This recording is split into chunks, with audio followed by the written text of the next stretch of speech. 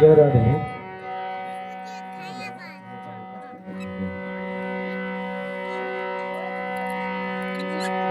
আমি অধম কপাল পোড়া,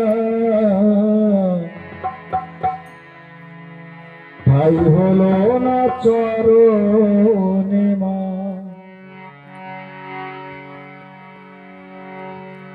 আমি অধম কপাল পোড়া,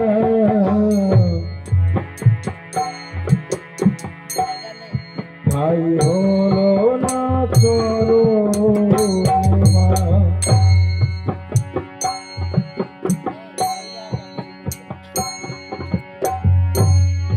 ভেবেছিলাম দিনে মাগো,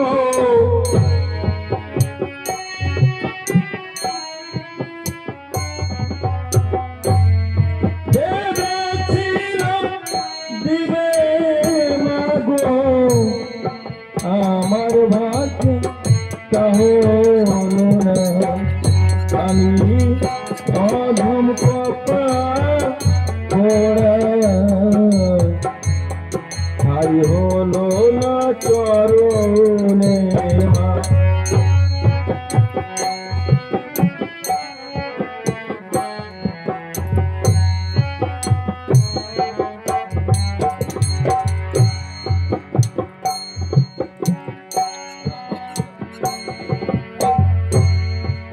আপন আপন ভাবলাম তোরে,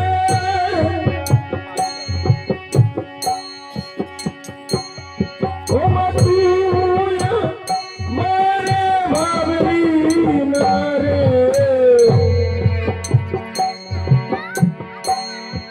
আপন আপন ভাবলাম তোরে,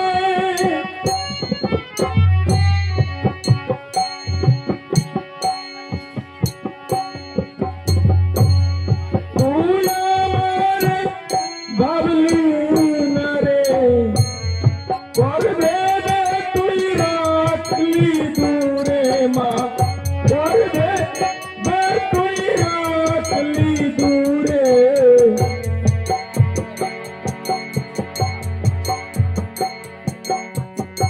একবার ফিরে দেখলি না, আমি অধম কপাল পোড়া, ভাই হলো না চরণে মা।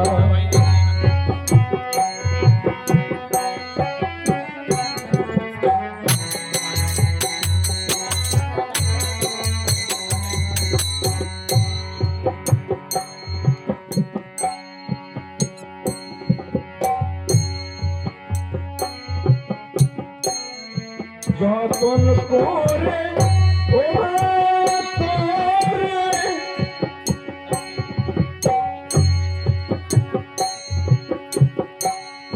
রেখেছিলাম হৃদ মন্দিরে।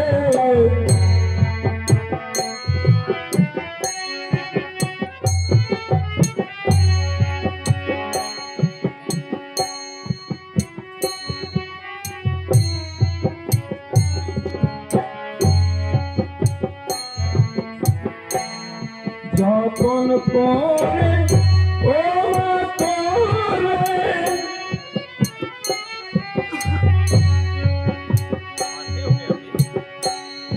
রেখেছিলাম হৃদ মন্দিরে। অঞ্জলি দেব চরণে, অঞ্জলি দেব চরণে, আমার ভাগ্যে তা হলো না। আমি অধম কপাল পোড়া, ভাই হলো না চরণে মা।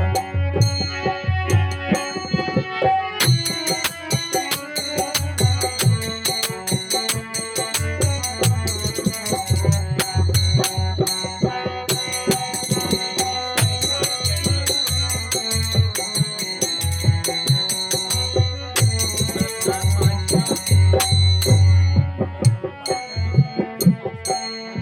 আমার মতো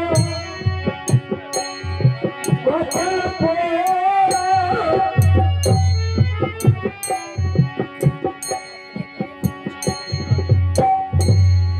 কে আছে আমি ছাড়া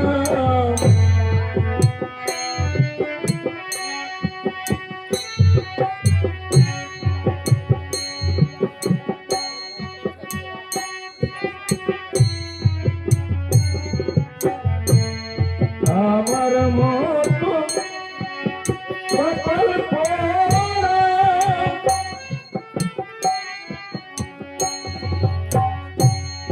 কে আছে আমি ছাড়া অসীম এর কপাল পোড়া অসীম মের কপাল পোড়া মিছে হলো সব ভাবনা আমি অধম কপাল পোড়া তাই হলো না চরণে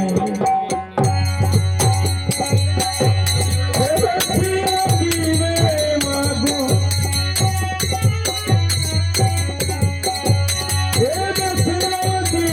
মাথায় আমার হলো না আমি অধম কপাল পোড়া তাই হলো না চরণে মা। ছোট্ট বালক বীর ভক্ত তরণী আমার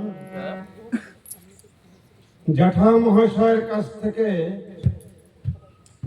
আশীর্বাদ প্রাপ্ত হয়ে যাত্রা করেছে রাম শহরে।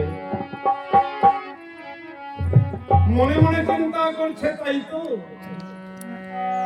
আমার জ্যাঠা মহাশয় তার কাছ থেকে মনোভূত আশীর্বাদ পেয়েছে। আমার গর্ভধারিণী মা আমাকে সুন্দর করে সাজিয়ে দিয়েছে।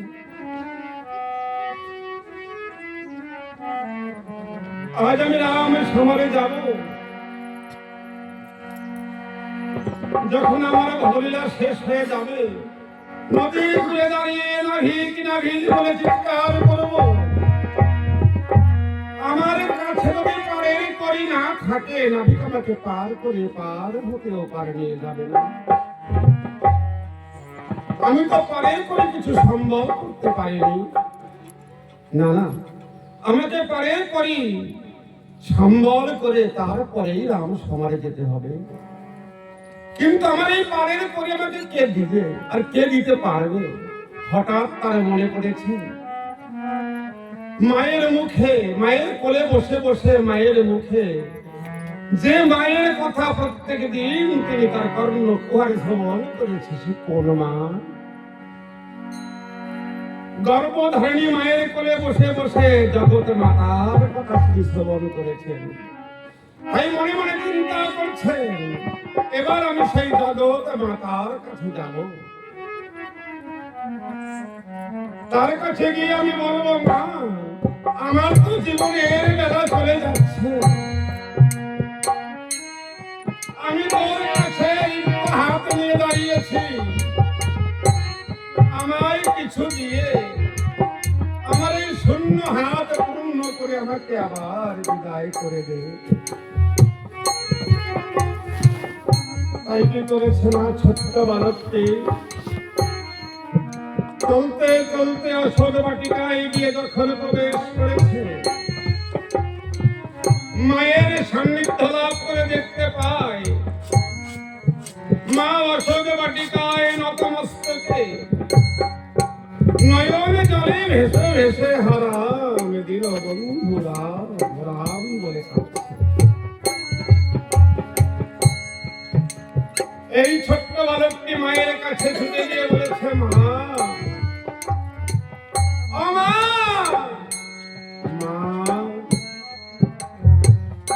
আজ আমি তোর কাছে এসেছি মা। দেখতে দেখতে আমার জীবনের বেলা সব চলে গেছে। মায়ের কোলে বসে বসে মায়ের অধরে তোর কথাও আমি অনেক শ্রবণ করেছি, কিন্তু মা আমি আসতে পারিনি। আজ আমার যাওয়ার পথে তোর কথাটি মনে পড়েছে, তাই শূন্য হাত নিয়ে তোর দুয়ারে এসে দাঁড়িয়েছি মা। তরণীর কোথায় মা কর্ণপাত করছে না। ওই তরণী ডাক দিয়ে বলেছে, কাঁদো কাঁদো সরে মা, কথা কও বা না কও, ও মা জগত জননী একবার মাথা তুলে আখি মেলে।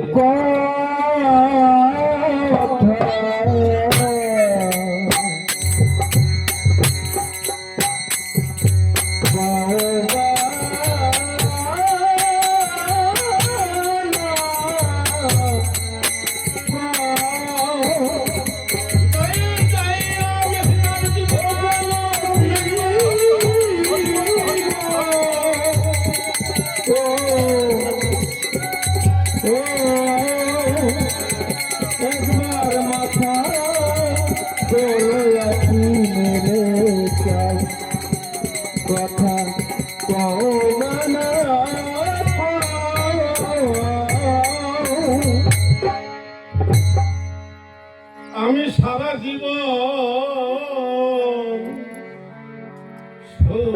শুয়েছিলাম মাগো মোহের বিছা না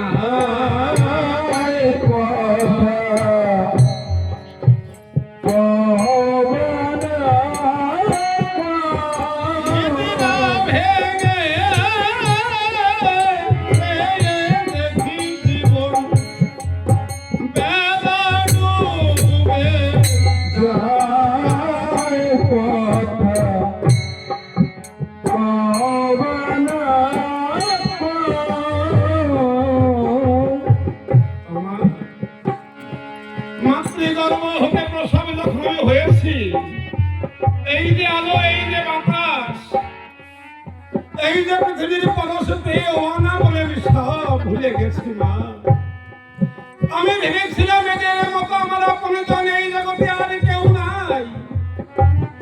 এখন আমি বুঝতে পারছি যে আমার আপন নয় মাগো।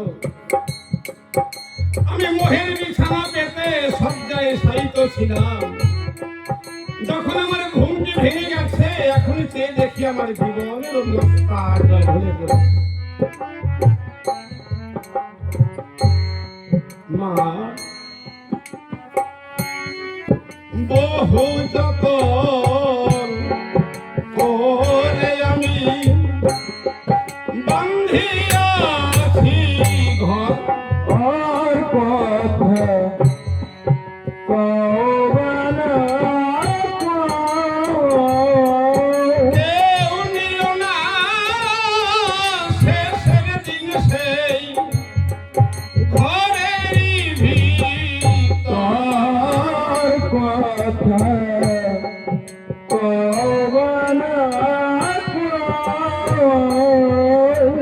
বড় যত্ন করে, বড় কষ্ট করে, বড় আনন্দে উৎসাহিত হয়ে বৃহৎ একখানি অট্টালিকা ঘরে বেঁধেছিলাম মা।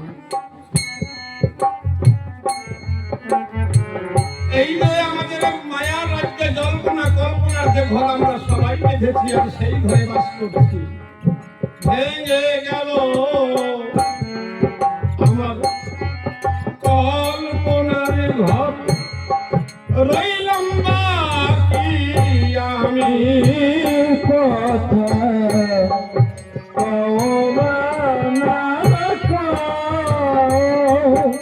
এখন আমার ছিল বান্ধব ত্রিলোকেরই স্বামী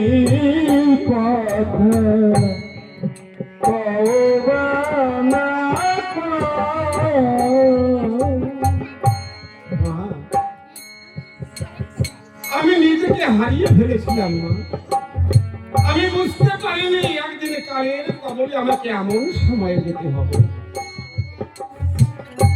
আমার একবার মাথা তুলে তুই চেয়ে তো দেখ, আজ তোর দুয়ারে এক হতভাগা সন্তান মা মা বলে দাঁড়িয়ে কাঁদছে আর তোকে ডাকছে। মা একটা কথায়ও সাড়া দিচ্ছে না। ছোট্ট বালক বীর ভক্ত তরুণী মা ডাক দিয়ে বলেছে, মা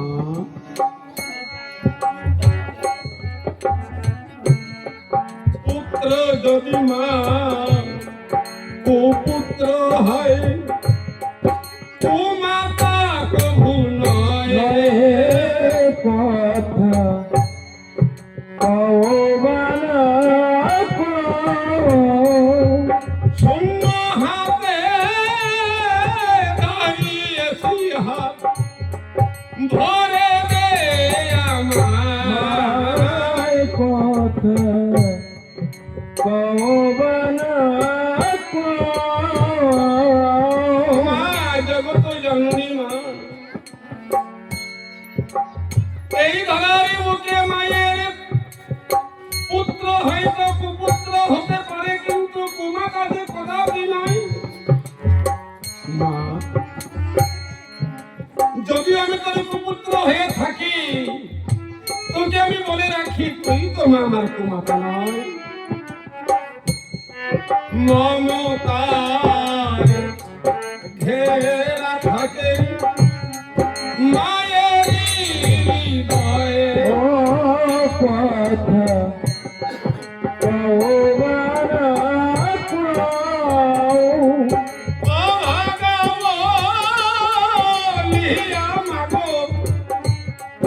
কোলে নে আমার কথা কওবানা হয়তো আমি জগতের বুকে জন্মগ্রহণ করে তোকে ডাকার মতো ডাকতে পারি। তোর কথা আমি চিন্তা করি, তোকে ভাবার, তোকে মনন করার আমি হয়তো সুযোগ পাইনি। তাই বলে আমি যে তোর সন্তান কোনো মিথ্যা নয় মা। সন্তান বলে তুই কেন মুখ ফিরিয়ে বসে আছিস মা? সে দেখ মা, ঘাটের মাঝে আমাকে নাম ধরে ডাকছে। আমার জীবনের বেলা ডুবু ডুবু হয়ে গেছে, আর আমার বেশি সময় নেই মা। দেখতে দেখতে জীবনের বেলা আমার ফুরিয়ে যাচ্ছে। তাই মা শূন্য হাতে দাঁড়িয়েছি, তুই নিজ গুণে কৃপা করে আমার শূন্য হাতকে পূর্ণ করে আমাকে বিদায় করে দে মা। একটা কথার প্রতিবাদ মা করছে না। তাই ছোট্ট বালক তরুণী নয়ন তলে ভেসে ভেসে বলেছে, মা মা, আমার এই আত্মনাদ, আমার এই কণ্ঠস্বর কি তোর কর্ণ কুহরে পৌঁছচ্ছে না? আমি জানি না তোর কর্ণ কুহরে পৌঁছাবে না, কারণ তোর কর্ণ কুহরে পৌঁছাবার মতো এমন কর্ম জীবনে কিছুই তো আমি করতে পারিনি। মাগো, জীবন বেলায় আমার ছেলে দেখে না, অস্তা চলে যায়। কথা কওবানা পুত্র বলে মেরে কোলে কান্দে অভাগা। কথা কওবানা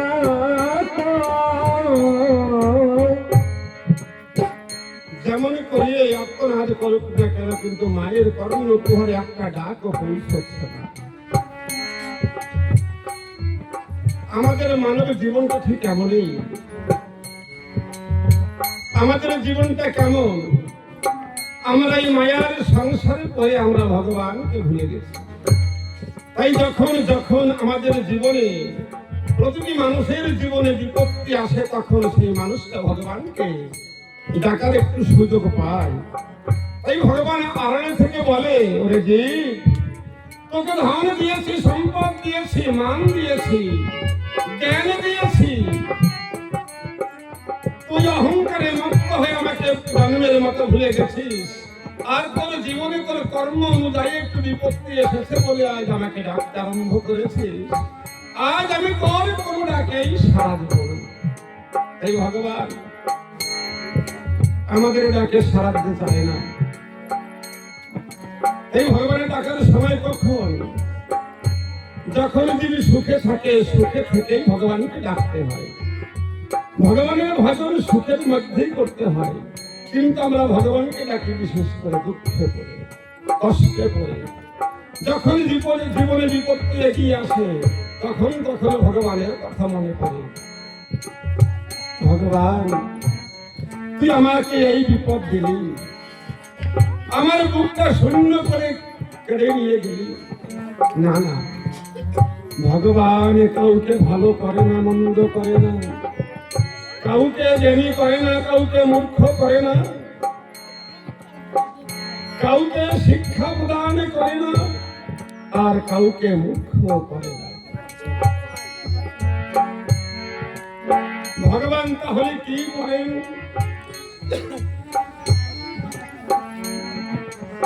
আমার প্রভু রামচন্দ্র গোলক বিহারী হরি এই পৃথিবীকে সুন্দর করে সাজিয়ে গুছিয়ে তার সাজানো পৃথিবীতে আমাদের মতো মনুষ্য যাদের দুর্লভ জন্ম আমরা পেয়েছি আমাদেরকে পাঠিয়ে দিয়েছে।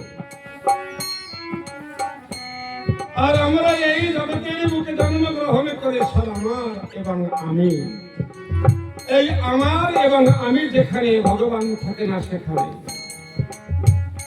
এই বলে বলে আমাদের দিনের পর দিন চলে যাচ্ছে, কিন্তু ভগবানকে ডাকার সুযোগ পাচ্ছে না। কিন্তু ডাকি কখন? যখন আমাদের জীবনে বিপত্তি নেমে আসে।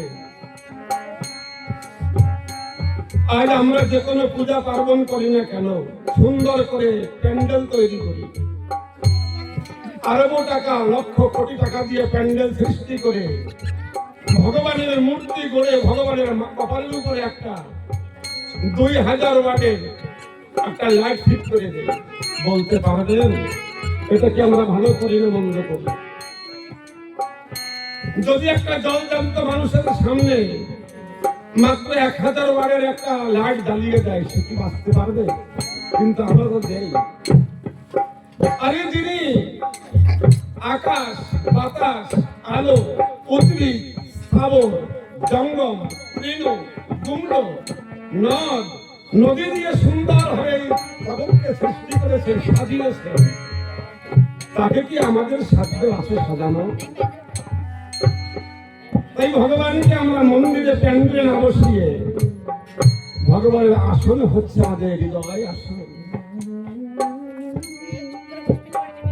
তাই ভগবান বললেন, হে জীব,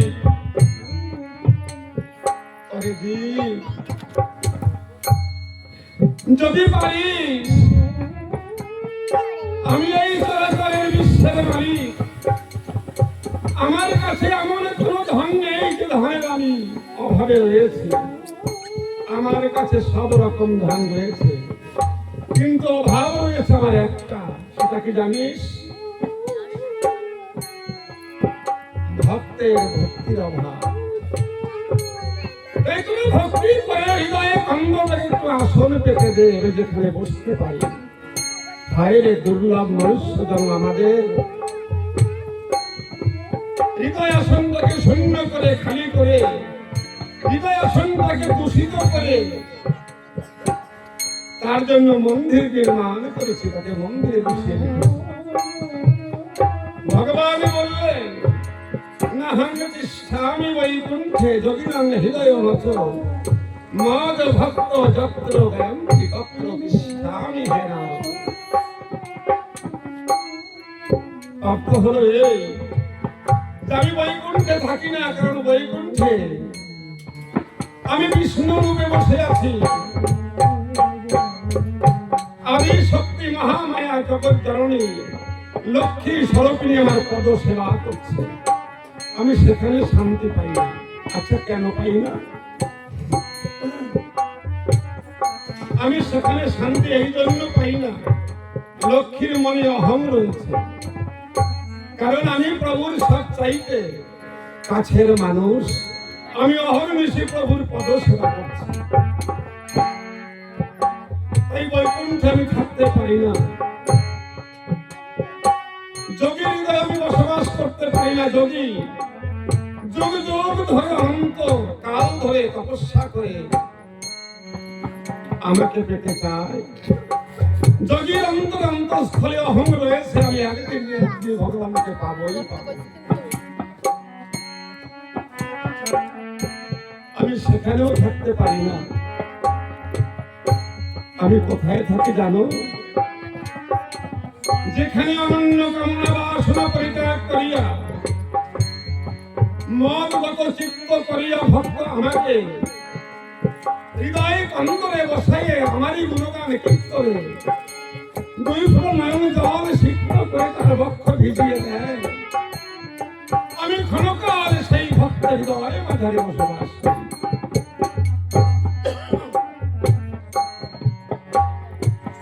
ডাকিছে বালকে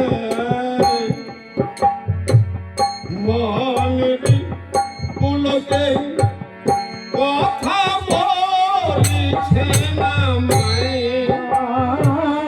কথা পাবনা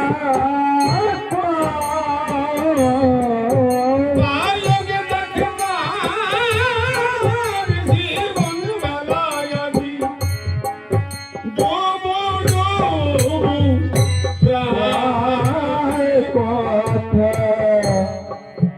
পাবনা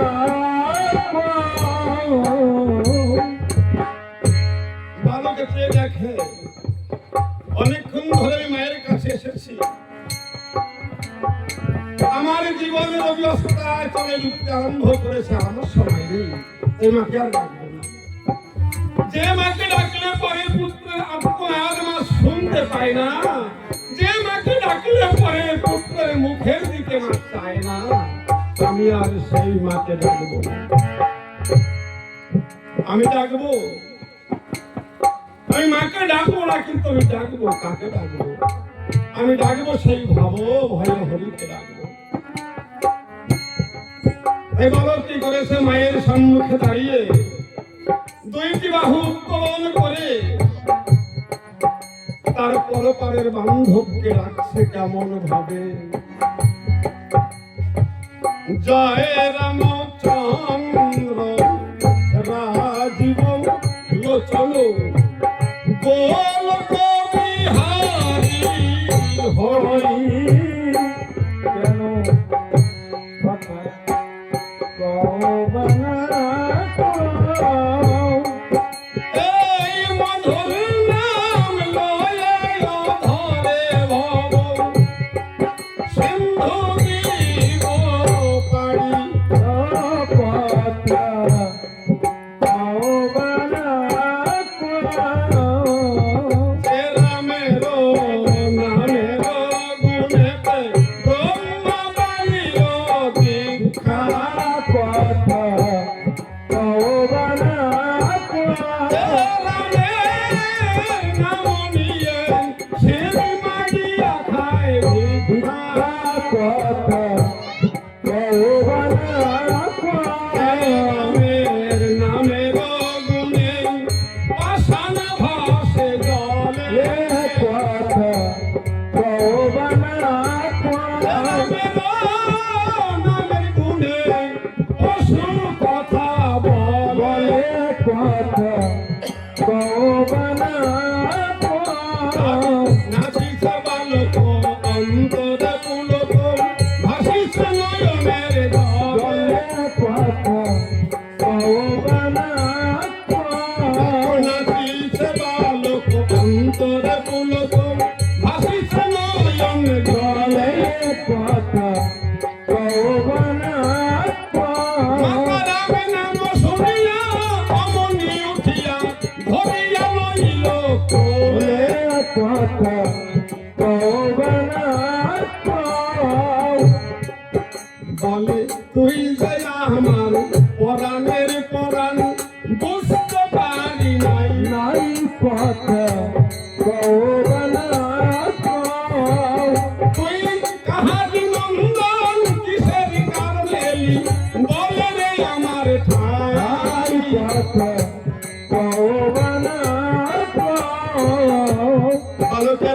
মধুরাম নাম শ্রবণ করে মা কি আর রইতে পারে? মায়ের পরাণের পরাণ, মায়ের পরাণ কে? মায়ের পরাণ হচ্ছে রঘুপতি রাম।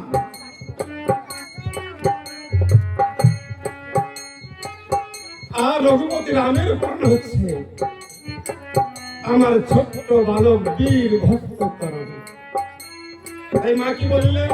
তুই যে আমার পরাণের পরাণ বুঝতে পারি নাই, নাই কথা কওবানা তুই কাহারি মন্দন খুলে বল এখন পরিচয়টা চাই। তাই কথা কওবানা বলছে খোকারে,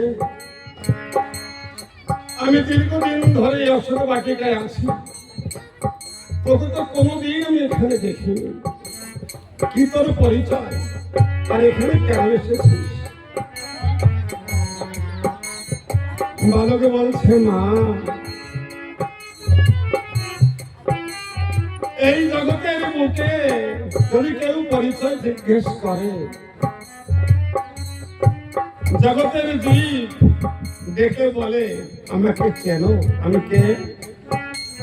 আমার 4টা ছেলে, একটা ডাক্তার, একটা ইঞ্জিনিয়ার। বিভিন্ন কথা বলে, আমার কখানা গাড়ি আছে, কখানা বাড়ি আছে, জানো? এটাই আমার পরিচয়। হায় রে দুর্লভ মনুষ্য জন্ম আমাদের। তাই বলছে মা, আমি জাগতিক পরিচয় তোকে দেব না, তবে শোন আমি কে। আমার আমি জীবাত্মা, এটাই আমার পরিচয়। আর পরমাত্মার সন্ধানে ছুটে চলেছি মা, আমাকে আশীর্বাদ কর যেন আমার এই জীবাত্মা গিয়ে পরমাত্মার সঙ্গে বিলীন হয়ে যায়। আমি পরমাত্মার সন্ধানে ছুটছি মা গো, কিন্তু আমি পরমাত্মাকে পাবো না বলেই তোর কাছে এসেছি। তোর করুণা না হলে আমি তো পরমাত্মাকে পাবো না, সেই ভগবানকে পাবো না। আমি একদিন ব্রহ্মে ছিলাম, ওই ব্রহ্ম থেকে আমি জগতের বুকে এসেছি। আবার আমি জীবাত্মা হয়ে একদিন ব্রহ্মের সঙ্গে বিলীন হয়ে যাব, এটাই তো আমার সত্য পরিচয়। মা মাথার উপরে হাত দিয়ে ছোট্ট বালকটিকে আশীর্বাদ করলো, বাবা ধন্য তোর মাতা পিতা, ধন্য তোর জীবন। মন কথা কওবানা ওকে শুনে কথা শান্তি পেলাম, জোড়াল জীবন। মন কথা কওবানা আচ্ছা খোকা, সবটাই তো বুঝলাম। তো এই জগতে কোথায় থাকিস? কার নন্দন, কার কনক? বলছে আমার একজন মা আগে ছিল, এখন নেই। ছিল কে? বলছে শর্মা। মা কেঁদে কেঁদে বলেছে খোকারে, যখন পাপিষ্ঠ রাবণ আমাকে হরণ করে লঙ্কা অশোক বনে নিয়ে আসে, এই অশোক বাটিকায় এসে আমি 2টি বান্ধবী পেয়েছি। সর্বোত্তম তোর মা শর্মা, তারপরে হচ্ছে ত্রিজটা। ওদের জন্য হয়তো আমার প্রাণ পাখি এই খাঁচায় এখনো রয়েছে। তুই যখন বলি তুই শর্মার পুত্র, তুই শর্মার পুত্র নস, তুই আমার পুত্র। আমি তোকে সন্তান গ্রহণ করলাম। বালক ডাক দিয়ে বলছে মা, গ্রহণ তো করলে হবে না, আমি যে শূন্য হাত নিয়ে দাঁড়িয়েছি, আমি শূন্য হাত পূর্ণ না করে তো আমি এখান থেকে বিদায় নিয়ে চলে যাব না। মা বড় খুশি হয়ে বলেছে, বাবা তুই তো জানিস মায়ের কাছে এলে মা সন্তানকে কোনোদিন খালি হাতে ফিরিয়ে দেয় না। বল তুই কি চাস? বলছে মা, আমি যা চাইবো আমি জানি তুমি দিতে পারবে, তবে সন্দেহ তুমি দিবে কিনা। বলছে কথা দিলাম, তুই যা চাইবি আমি প্রাণ ভরে তোকে পাই প্রদান করবো। বলছে মা তাহলে আমি চাই বীর ভক্ত তরুণী আমার ছোট্ট দুটি করকমল জোর করে মায়ের সম্মুখে দাঁড়িয়ে নেত্র জলে বক্ষ প্লাবিত করে মায়ের নয়নে নয়ন দেখে বলেছে মা রাজা দেশে যুদ্ধে যাব লঙ্কা পশ্চিম দুয়ারে কথা পাওবানা আশীর্বাদ কর যুদ্ধে গিয়ে যেন আমি দেখি ধরে কথা পাওবানা আমাকে প্রাণ খুলে আশীর্বাদ কর আমি রণক্ষেত্রে গিয়ে যেন সর্পা করে সেই শঙ্খ চক্র গদা পদ্ম চতুর্ভুজ রূপধারী নারায়ণকে প্রাণ ভরে নয়ন ভরে আমি দর্শন করতে পারি মা বলছে কথা দিলাম কথা যাবত্তর আমার ভগবানকে দেখে যুগল নয়ন তৃপ্তি লাভ না করবে পাব তোর নয়ন আমার ভগবানকে দেখতেই থাকবে বালক বলছে মা আরেকবার চাই ব্রহ্মবাণে নারায়ণে কাটবে আমার মাথা কথা পাওবানা আশীর্বাদ কর কাটা মুন্ডে জানো তিলক না পাইবে ব্যথা কথা পাওবানা মা বলেছিল হতভাগা তুই এই কথা কেন বললি বলছে মা তুমি আমাকে আশীর্বাদ করলে প্রভুর রূপ দর্শন করে যাবত আমার নয়ন তৃপ্তি লাভ না করবে তাবৎ যুগল নয়নে প্রভুর রূপ দেখতেই থাকবে তার ভেতরে যদি ভগবান নারায়ণ ব্রহ্মবান দ্বারা আমার মুন্ডকে দ্বিখণ্ডিত করে ধরাশায়ী করে আর যদি আমার কষ্ট হয় তাহলে তো আমি ওই রূপ দর্শন করে তৃপ্তি লাভ করতে পারবো না মা বলছে আমি তোকে আশীর্বাদ করলাম যখন আমার প্রভু গোলক বিহারী হরি তোর মুন্ড দ্বিখণ্ডিত করে ধরাশায়ী করবে তুই তিল মাত্র ব্যথা পাবি না বলছে মা আর একবার চাই মুন্ডু কেটে ভগবান যখন ফেলবে ধরা তলে কথা পাওবানা আশীর্বাদ কর কাটা মুন্ডে যেন রাম রাম বলে কথা পাওবানা আমার জীবনে আমার এইটুকু আশা ছিল তোর কাছে প্রকাশ করলাম যখন আমার মুন্ড দ্বিখণ্ডিত করে ভগবান ধরাশায়ী করবে জগৎবাসী যক্ষ রক্ষ দেবতা কিন্নর সবাই যেন দেখতে পায় আমার কাটা মুন্ডে রাম নাম উচ্চারণ করছে মা বলছে কথা তাই হবে তোর কাটা মুন্ড রাম নাম উচ্চারণ করবে বালক বলছে মা যে শূন্য হাতে নিয়ে তোর দুয়ারে এসেছিলাম হাত দুটি ভরে গেছে এইটাই হচ্ছে আমার পাড়ের পরিবারের সম্বল এখন আমি চলি মা আর দেরি করবো না জীবনে বেলা প্রায় ডুবু ডুবু মা বলছে হতভাগা তুই কি ভাবছিস তোকে আমি চিনতে ভুল করেছি না তোর মতো পরম ভক্তই যুগে যুগে আসে কিনা সন্দেহ আমিও জানি তুই চলে গেলে আর ফিরে আসবে তোর মতো পরম ভক্ত যদি আজ আমি দেওয়ার মতো না দেই জগতের জীব আমাকে ডেকে ডেকে বলবে, মা তুমি তো সব দিয়েছো, সব দিয়েও তুমি কিছু দাওনি, তাই রাতে আমার কাছে চাইতে পারলি না, তোর জীবনের অবশেষ সেটা নিয়ে যা। সত্য সত্য সত্য করে কথা দিলাম তোরে, কথা কওবনা মৃত্যু কালে দেখা দিব যুগলের উপর ধরে। কথা কওবনা ভাই নাই নাই রাম শান্তি রাম নাম হরি বল হরি বল।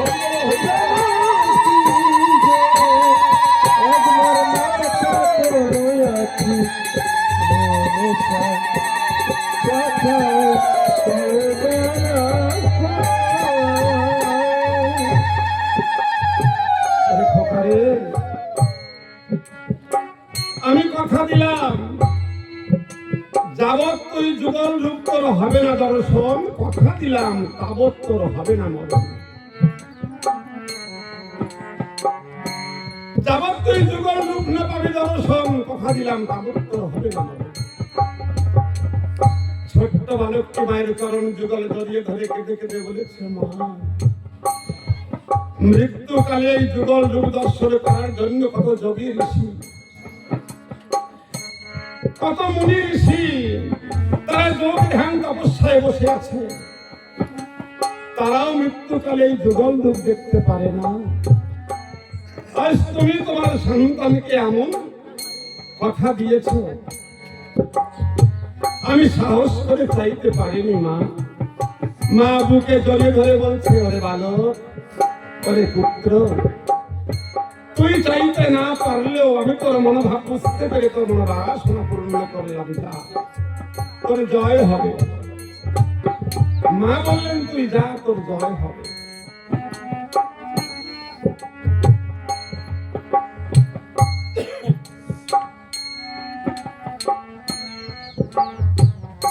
আমি উত্তরপ্রদেশ গান করতে গিয়েছিলাম, তো ডিপডিবে একটা আশ্রম রয়েছে স্বামী শ্রীকান্তের, সত্যানন্দ গোসাই। আমি সে আশ্রমের পাশে একটা গান করছি, ওখানে এসে একজন সাধু মহান ব্যক্তি, তাকে দেখে আমার খুব ভালো লাগলো, চমৎকার লাগলো, তাকে প্রণাম করলাম, আমাকে আশীর্বাদ করলো, ভালো থাকিস, ভালো হবে। বুঝতে পারিনি কেন প্রণাম করলাম, তিনি আমাকে কি বললেন, আমাকে আশীর্বাদ করলেন, ভালো থাকিস, ভালো হবে, আর কিছু বললেন না।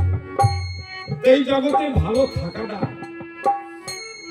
জগতের বুকে ভালো থাকাটাই হচ্ছে ভালো, আর ভালো হলেই তো ভালো হয়। তো আমরা এই মায়ার আগারে আসিয়া মায়ার সংসারে সব ভুলে গেছি, ভালো জিনিসটা আমরা বুঝতেই পারি না। আচ্ছা, ভালো জিনিসটা বুঝবো কি করে গো? আমরা তো সবাই জানি দুধ খেলে গায়ে বলে বুদ্ধি হয় নাকি, লোকে লোকজনে বলে, আমি আসলে জানি না। দুধ তাহলে স্বাস্থ্যের পক্ষে অত্যাধিক উপকারী, খুব ভালো।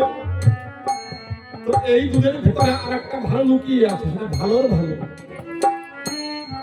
আমরা বুঝতে পারি দুধটাকে যখন দই পাতিয়ে ওকে মন্থন করা হয়, ওই একই দুধ, সেই দুধ থেকে মালাই মাখন বের হয়। আর যখন এই মালাই মাখনের উপরে উত্তপ্ত পায়, গরম পায়, তখন ওটা গলে ঘি হয়ে যায়। তাহলে দুধ তো ভালো, কিন্তু ওটা ভালো ভালো। আমাদের জীবনে এমন অনেক কিছু রয়েছে যা আমরা আজও লক্ষ্য করতে পারছি না। লক্ষ্য সেই করে যে তা তালাশ করে, ক্ষুধা না হলে কেউ খেতে পারে না। তাই অমৃত আমার কথা, এই সাধু কথা, হরি কথা, কৃষ্ণ কথা, রাম কথা শ্রবণ করতে হলে আগে পিপাসু হতে হবে, পেটে ক্ষুধা রাখতে হবে। যদি ক্ষুধা না হয় তাহলে কাজ হবে না। তাই আমাদের এই মায়া আগারে বসে আমাদের সবার বদহস্ত হয়ে গেছে, ক্ষুধা নেই। তাই ক্ষুধাকে নিজের তৈরি করতে হবে, নিজের শিষ্টাচারে, নিজের ব্যবহারে, নিজের চলায়, নিজের খাওয়ায়, নিজের বলায়। আমরা প্রত্যেক পরস্পর সবাই তো গুরু ঘরে গেছি, এমন তো কাউকে দেখতে পাচ্ছি না সে গুরু ঘরে অবলম্বন হয় না, তাই নয়। কিন্তু দুর্ভাগ্যবশত কি জানেন, আমরা গুরু ঘরে সবাই গেছি, কিন্তু আমরা যা চাওয়ার, যা পাওয়ার, যা নেওয়ার, তা আমরা কেউ নিতে পারিনি। মহাজন দুবার এসেছিল কেউ দিবার পরে, কিন্তু আমার গুদামটা অপরিষ্কার দেখে মহাজন না দিয়ে সে আমার দরজা হতে বঞ্চিত হয়ে চলে গেল। আমি গুদাম তৈরি করতে পারিনি বলে সেখানে মাল রাখতে পারবো না।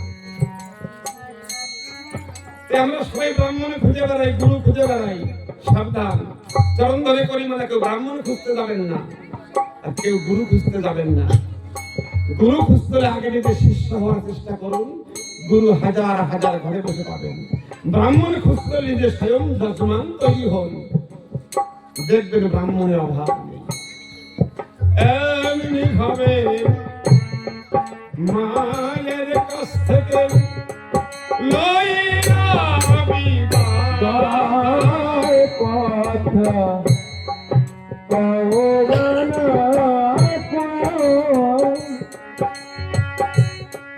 ধীরে ধীরে ভালো ভাবি সেরি গায় কথা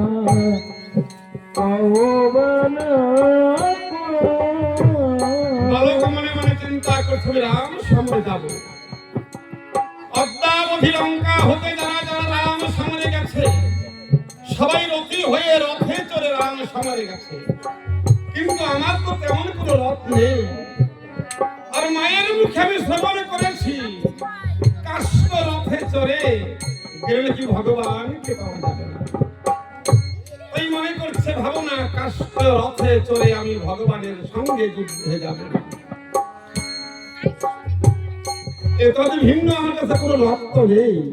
হঠাৎ তার গর্ভধারী মায়ের কথা মনে পড়েছে। মা তো বলেছিল, সকালে এই জগতে যখন যখন এই জীব ভূমণ্ডলে আসে, আমার ভগবান রামচন্দ্র গোলক বিহারী হরি সবাইকে দেহরূপে একটি রথ দিয়ে পাঠিয়ে দেয়। যদি আমার এই শরীরটা রথ হয়, একে চালাবে কে? হঠাৎ তার মনে পড়েছে দশেন্দ্রীয় রাজা মনের কথা। তাই মনকে ডাক দিয়ে বলেছে, যে মন, আরে মন, তুমি অবচেতন হয়ে আর থেকো না, চেতন হও মন।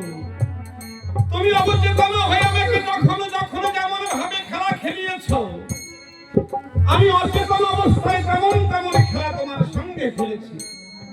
মন, আজ আমি একটু নতুন খেলা খেলতে চলেছি, খেলবে?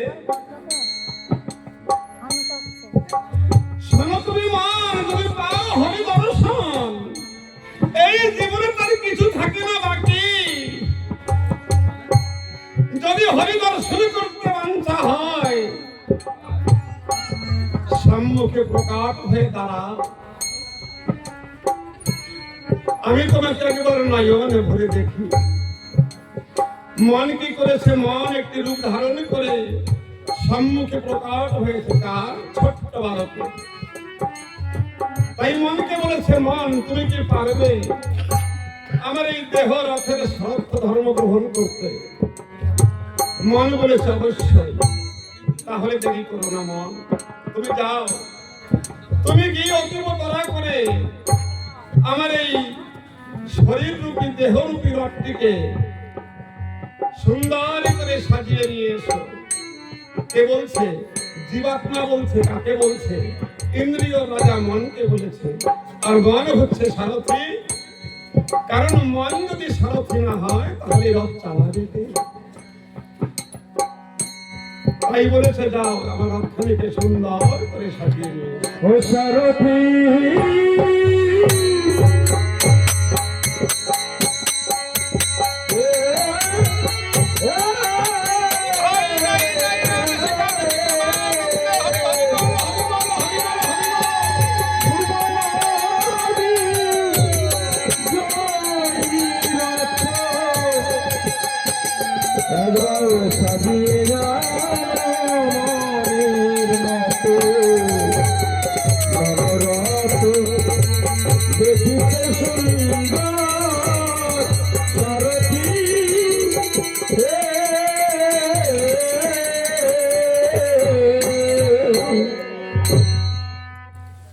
ত্রিনেত্রের ধারাতে নীল ঘোমাইয়া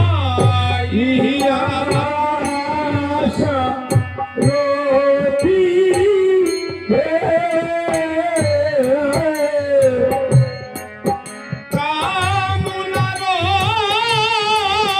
বসন দিয়ে দিল মোছাইয়া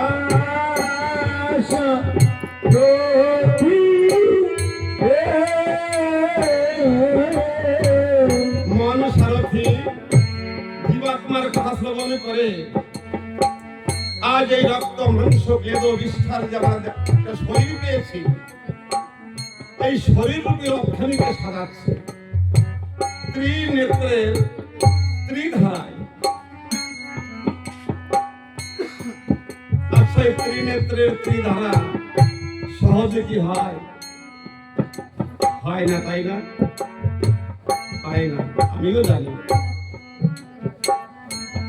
গঙ্গা যমুনা আমরা সবাই তো দেখতে পাই, কিন্তু এই যে সরস্বতী, একে দেখা বড় দুষ্কর। কোন কোন যোগে মিলিত হয়,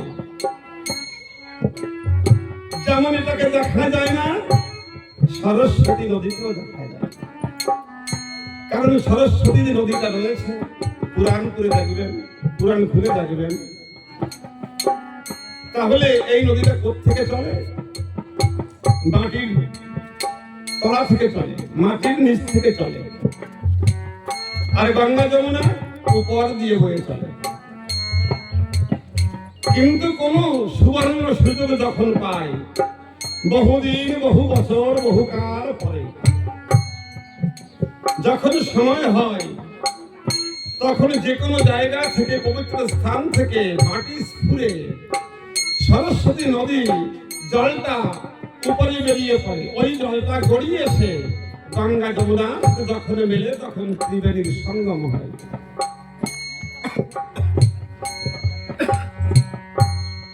আজ আমরা এখানে ভক্তগণ যারা এখানে বসে বসে হরি কথা, রাম কথা শ্রবণ করছি, যদি কার হৃদয়ে কন্দয় নামের ধায়িকা শক্তি উত্তাপ লাগে, দেখবেন কখন তার এই ত্রিনয়ন হতে বাড়ি ধরছে, তিনি নিজেও বুঝতে পারেন। তাই রক্ত ধৌত পুকুরে আমরা তো অনেকেই যাই নর্মদা স্নান করতে, গঙ্গা সাগরে যাই। আজকাল পয়সা টাকার অভাব নেই, মন করলে যেতে পারি, রামেশ্বর যেতে পারি, যে কোনো জায়গায় যেতে পারি, গঙ্গা সাগর, পুরী ধাম। কিন্তু বলেন দেখি, বুকে হাত দিয়ে আমাদের স্নান হয় নাকি? স্নান করবো কিসের তরে? স্নান করবো এই মনটাকে পবিত্র করার জন্য, তাই তো? তাহলে আমাদের স্নান করে আসতে পারে, গা ধুয়ে চলে আসতেছি, আমাদের মনটা তো সেই রয়েছে। তাই স্নান করে এসে যে ব্যবহার সেটাই রয়েছে, যেটা খেতাম সেটাই রয়েছে, যেখানে যেতাম সেটাই আমার রয়েছে। যেমন চলা, যেমন বলা, তেমন সবকিছু রয়েছে। আমার আহার বিহার, তাহলে পরিবর্তন কোথায়? যদি স্নানের পরে মানুষের জীবনে পরিবর্তন না হলো, তাহলে স্নানে দরকার কি? যদি এমন স্নান করতে হয়, তাহলে কুয়ায় জল আছে, নলে জল আছে, ঘাটে জল আছে, বরেঙ্গায় জল আছে, নদীতে জল আছে, জলের তো অভাব নাই। ওই চামড়াটাই ধুতে হয়, কিন্তু স্নানটা চামড়া ধোয়ার জন্য নয় গো। স্নানটা মনকে ধৌত করার জন্য, মনকে পবিত্র করার জন্য। মন কেনকে ধৌত করতে হয়? মন বাধ্য নয়, মন অবাধ্য। আমাদের ভগবান শরীরটাকে তৈরি করেছেন, দেখবেন শরীরের সঙ্গে মনের সঙ্গে কোনো সম্পর্ক নাই।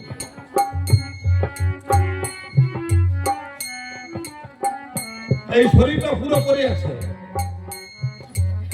পায়ের নখ থেকে মাথার চুল পর্যন্ত রয়েছে, তার কোনো জায়গায় ক্ষত বিক্ষত হয়নি, পেটেও যায়নি।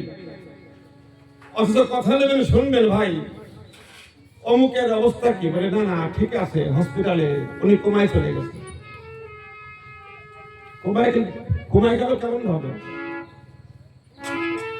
ওনার তো সবই রয়েছে, চোখ রয়েছে, নাক রয়েছে, কান রয়েছে, মাথার চুল রয়েছে, পায়ের নখ রয়েছে, তার অঙ্গ প্রত্যঙ্গ সব তার কাছেই আছে। তো নাই কি তোমায় গেল কি হবে? আবার দেখবেন, টেস্ট করে দেখবেন, আবার সে মরেও যায়নি, শ্বাস চলছে, কিন্তু তিনি কিছু স্মরণ করতে পারছেন না, নড়াচড়া করছেন না, কারণ মনটা দূরে দূরে দাঁড়িয়েছে। দেখেছেন, মনটা যখন দূরে গিয়ে দাঁড়ায় তখন এই দেহটা, এই শরীরটা অচল হয়ে পড়ে। তাহলে দেহটাকে চালায় কে? মন। এই জন্য সাধুরা বলছেন 10 ইন্দ্রিয়র রাজা হচ্ছে মন। আচ্ছা, সুখকার মনের, কষ্টকার মনের, শান্তিকার মনের, অশান্তিকার মনের, কাটা ফুটলে ব্যথা পায় কে? মন। কথাগুলো না বোঝা যাচ্ছে তো? যার কাছে মন নেই তার ব্যথা বেশ কিছু নাই,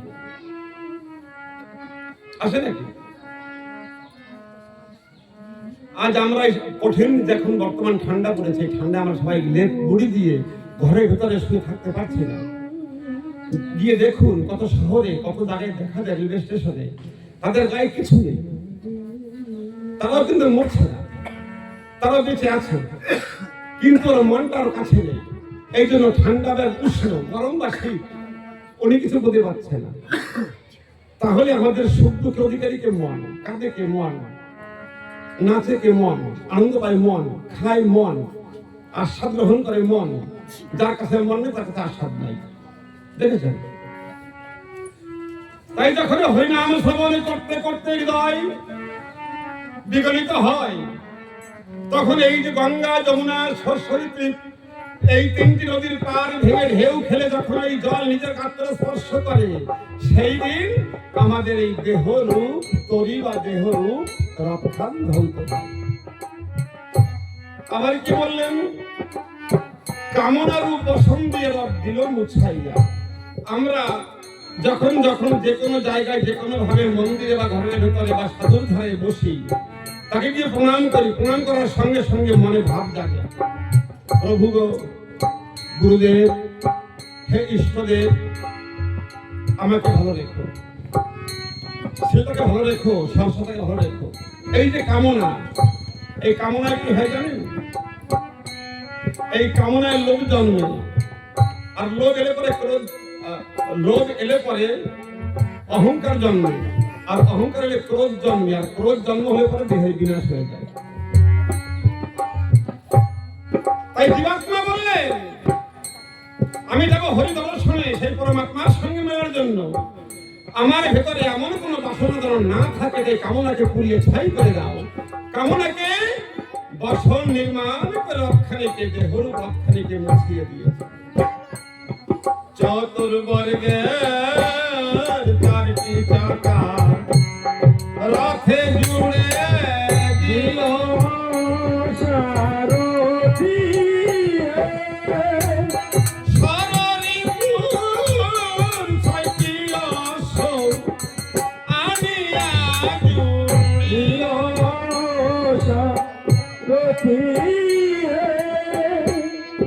ধর্ম, অর্থ, কাম, মোক্ষ, এই 4টা বিশেষ করে যারা মায়াবাদী জীব, সংসারী জীব, এরাই চাইবে। আমরা যারা মায়াবাদী জীব, আমাদের ধর্ম লাগবে, অর্থ লাগবে, কাম লাগবে, মোক্ষ লাগবে। আর যিনি ত্যাগীর সংসারে প্রবেশ করেছেন, তিনি বলেন ধর্ম চাই না, কামও চাই না, অর্থ চাই না, মোক্ষ চাই না, কিছুই চাই না। সব তোমার করে জলাঞ্জলি দিলাম, তোমার উপরে তোমার শ্রীপাদ ভক্তে তোমার চরণ যুগে জলাঞ্জলি দিলাম। আজ জীবাত্মার সঙ্গে জলাঞ্জলি দিয়ে চতুর্বর্গের যে ফল স্বরূপ 4টি চাকা নির্মাণ করে দেহ রথে জুড়ে দিয়েছে। কাম, ক্রোধ, লোভ, মোহ, মদ, মাৎসর্য, এরা আছে কিন্তু কারণ নাই ধৈর্য। তাই কি করেছেন? এই 6টা ঋতু যে কোনো সময়ে ব্যাঘাত ঘটাতে পারে। এই 6টার ঋতুর গতি অত্যাধিক গতি। অশ্ব যেমন সারাদিন যদি দৌড়ায় তাহলে হাফসায় না, জানেন নাকি? ঘোড়া কখনো কিন্তু হাফসায় না। এইটি হচ্ছে ঘোড়ার বিশেষ করে গুণ, আর এর জন্য ওর দাম বেশি। ওর রক্ত মাংসের শরীর, রক্ত মাংসের শরীর, কিন্তু হাফসায় না। তেমন আমাদের অবাধিত হয়ে যে 6টা ঋতু আছে, এরা কখনো হাফসায় না। এদের খোরাক জোগাতে জোগাতে এই জীব ধ্বংস হয়ে গেল, কিন্তু খোরাক জুগিয়ে পারল না। তাই কি করলো, ওই ছটা রিপুকে ধরে অশ্ব সঙ্গে তুলনা করে, অশ্ব তৈরি করে, সৃষ্টি করে রথের যোজনা করে জুড়ে দিয়েছে। আপনারা বলুন দেখি, যদি অশ্বের লাগাম না থাকে ও চলে নাকি? আমার কথা বলবেন, গরুর গাড়ি নিয়ে আপনি জঙ্গলে যাবেন, কিন্তু গরুর জোপ দেবেন না, জোপ খুলে ঘরে ফিরে আসবেন, ও চলবে? জোপ লাগবে না? তো ঠিক তেমনি ভাবে কিন্তু অশ্বের লাগামের প্রয়োজন আছে। লাগাম না দিলে অশ্ব যে কোনো সময় ছুটে এদিক ওদিক যেতে পারে। তেমন মহাজন কি করলেন? মহাজন বিবেকের রূপী লাগাম দিল অশ্বেরি গলায়, সারথি হে রাম সীতার প্রেম বাতাস বহিতেছে প্রায়। সারথি হে। আজ আমাদের বুদ্ধি আছে, জ্ঞান আছে, কিন্তু কথাটা বললে ভুল হবে না। আমাদের প্রতিটি মানুষের এখন বর্তমান যে স্থিতি অনুসারে শুধু এখানে নয়, পুরা বিশ্বে বিবেক শূন্য হয়ে গেছে। দেখবেন কালকে একটা কঠিন কথা বলতে কেউ অতিব্যস্ত, তার বিবেকটা ঘুমিয়ে রয়েছে, জানে না যে আমার গুরুজন, আমার ভাই, আমার কাকা, আমার জ্যাঠা চাঁদ করে বলে দেবে। তো সে বলবে না কেন? তার বিবেকটা ঘুমিয়ে পড়েছে। এই বলার থেকে, এখনো গর্হিত কর্ম থেকে কে বাঁচাবে? বিবেক বাঁচাবে। বিবেক তো নেই। বিবেক শুকাতে শুকাতে শুকাতে শুকাতে কঙ্কাল হয়ে গেছে। তাই কি করেছে? বিবেক রূপী নাগায় দিল, আর বিবেক রূপী লাগাম দিল অশ্বের গলায়। সারথি হে রাম সীতার প্রেম বায়ু ধীরে ধীরে বয়। সারথি হে। যাই হোক, সময় স্বল্প, তাহলে এই রথের সাধন সম্বন্ধে যে কটা কথা বললাম, যে কোন জীব এমনি ভাবে করতে পারে, তার জীবনে রাম সীতার সেই প্রেমের বাতাস তার গায়ে অহরহ লাগে। এটা যে ভিন্ন সাধুগুরু বৈষ্ণবের বাতাস আসবে, দ্বার হতে চলে যাবে, আমরা বুঝতে পারবো না, চিনতে পারবো না, বাতাসে লাগবে না। একটা কথা না বললেই না, মানে কিছু করবেন না। আপনারা বলুন দেখি, বিচার করে কথাটা বলবেন। যদি কারোর পাত্র ভরা থাকে, পরিপূর্ণ থাকে, আর যদি কোনো একটা ব্যক্তি বলে তুমি এই সম্পদটা তোর পাত্রে করে নিয়ে যাও, নিতে পারবে? তাহলে নিতে হলে নিজের পাত্র হতে কিছু খালি করতে হবে, জায়গা তৈরি করতে হবে। কিন্তু হায় দুর্লভ মনুষ্য জন্ম আমাদের। আমরা থাকিয়া মায়ার সংসারে, মায়ারা আগারে আমাদের পাত্র পরিপূর্ণ। তাই যদিও আমাদের সঙ্গে, আমাদের সাথে কোন সাধুগুরু বৈষ্ণব সম্মুখীন হয়, এমন যদি ভগবানও অনুরূপ ধরে আমাদের সামনে আসে, তার কাছ থেকে আমরা কিছু নিতে পারি না, কারণ আমাদের পাত্র পরিপূর্ণ। তিনি দিবেন, দিতে চান, কিন্তু রাখবো কোথায়? প্রমাণ নেবেন। সাধক গান লিখেছেন, স্বভাব দোষ এমনি অলক্ষী, বলি শুনো তার সাক্ষী, রাম লক্ষণ পেয়েছিল মাছরাঙ্গা পাখি। পাখি জানল না তার মাহিত্য কি, নিল মাছ ধরা পড়াতে যে সব হরিধন প্রাপ্ত হলে, তাহলে কি হয় না? স্বয়ং প্রভু রামচন্দ্রকে পেয়ে তার কোলে বসে ওই মাছরাঙ্গা সে নিল কি? আমি যেন প্রতি ঠোকরে মাছ পাই। ভগবানকে চিনতে পারলো না, কারণ তার পাত্র পরিপূর্ণ ছিল, পাত্রে নেবার মতো ক্ষমতা তার ছিল না। কাঠবিড়ালি ছিল অতি ভয়াবহ দেখতে। যখন কাঠবিড়ালিকে ভগবান রামচন্দ্র কোলে তুলে নিলেন আর বললেন, হে কাঠবিড়ালি, তুমি এই সমুদ্র মন্থনের সময় যথাসাধ্য উপকার আমাকে করেছো, বলো। আমি তো বিজয়ী হয়ে এখন চলে যাচ্ছি সীতা নিয়ে দেশে, তুমি কি চাও? বলছে, প্রভু আমাকে কেউ ভালোবাসে না, আমি ভালো দেখায় না। এই তোমার যে পদ্ম হস্ত কমল হস্ত রয়েছে, তুমি আমার রূপটাকে পরিবর্তন করে দাও যেন আমাকে দেখলে সবাই ভালোবাসে। কি ভগবানকে পেল? তিনি রূপের পরিবর্তন করলেন। তাই হরিধন প্রাপ্ত হলে তাহলে কি হয় লাভ? যদি না ঘটে স্বভাব, যদি ভগবান এখানে নেমে আসে আমাদের কাজ হবে না, পাত্র পরিপূর্ণ নিতে পারবো না। সাধুগুরু বৈষ্ণব দুয়ার দ্বারে এলে তিনি দিতে চাই, কিন্তু আমার গুদামটা নেই, তো গুদামটা পরিপূর্ণ অহংকারে পরিপূর্ণ কোথায়? যাই হোক, এমনি ভাবে রথের সাজন করিয়া সারথি সারথি হে রথ নিয়ে যুগ করিল তাহে দ্রুত গতি। সারথি হে ছোট্ট বালক তরুণী সে দেখে আহামরি রে, কত সুন্দর বিচিত্র ভাবে আজ অক্ষাদিকে সুসজ্জিত করে এনেছেন। তাই ছোট্ট বালকের মনে বড় আনন্দে উদ্বেগ ঘটেছে। ছোট্ট বালক ডাক দিয়ে বলেছে, মন সারথি, তুমি তো জানো আমি একজন রথী, আমি রথে চড়বো। জীবাত্মা বলছে, আমি তো একজন রথী, রথে চড়বো। আমি দাঁড়াবো কোথায়? আমি বসবো কোথায়? আসন তো নেই। মন কি করেছেন? রথের উপর তুলিয়া দিয়াছে পবিত্র কুশাসন। সারথি হে রথের উপরে তুলিয়া দিয়াছে তাহে কুশাসন। সারথি হে যেখানে দাঁড়িয়ে করিবে যুদ্ধ আমার বিভীষণ নন্দন। সারথি হে তাই যখন রথের উপরে কুশাসন রেখে দিয়েছে,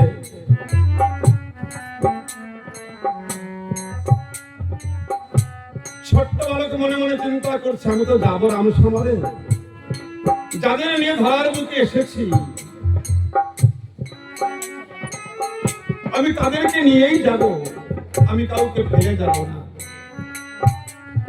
অনেক অনেক জন আছে গানের ব্যাখ্যা করে, ওপার হতে যারা সঙ্গে এসেছিল তারা চলে গেছে তাদের আপন দেশে, আমি একা বসে আছি ঘাটে। মা এসেছিল, বাবা এসেছিল, আবার বন্ধু এসেছিল, ওই গ্রামে সেই এসেছিল, সেই গ্রামে সে এসেছিল।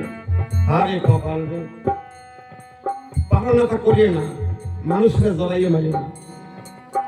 সঙ্গে কি আমার এরা এসেছিল নাকি? আমার সঙ্গে আমার আত্মীয় স্বজন, আমার স্বজন সুজন ইষ্ট কুটুম বন্ধু বান্ধব আমার সঙ্গে এসেছে, যার জন্য দাঁড়িয়ে যদি কথা বলার সুযোগ পাচ্ছে।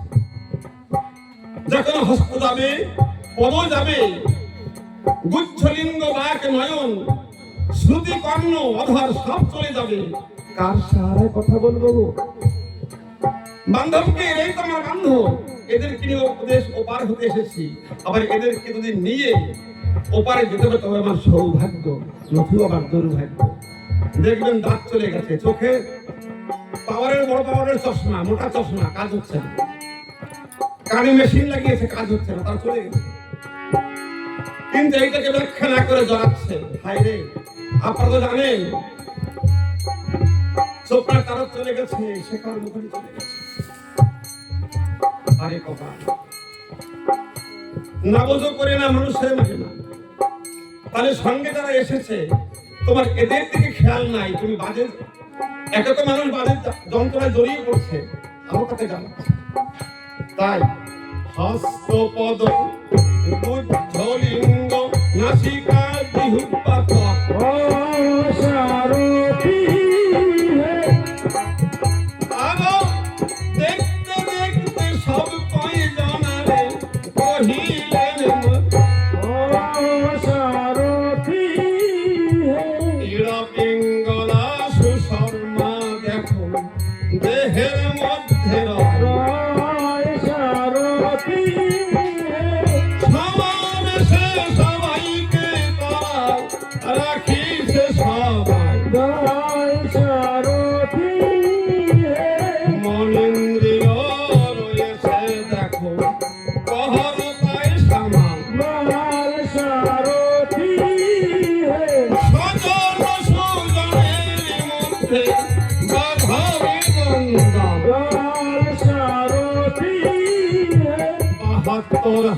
আর রয়েছে আমার কুটুম্ব সুজন। বল সারথি হে এমনি ভাবে করেছে ভগবান দেহের গঠন। বল সারথি আই জাগো জাগো বলিয়া করণী ঘন ঘন কর। সারথি হে দেখিলে সেই প্রভুর মুখ চল মোরে।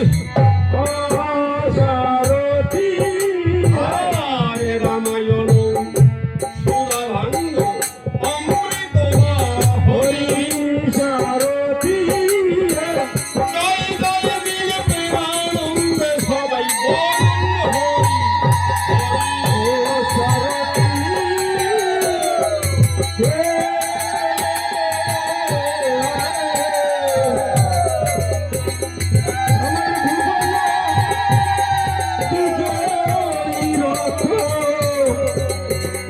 একবার সাজিয়ে মনের মতো মনোরথ দেখিতে সুন্দর শরৎ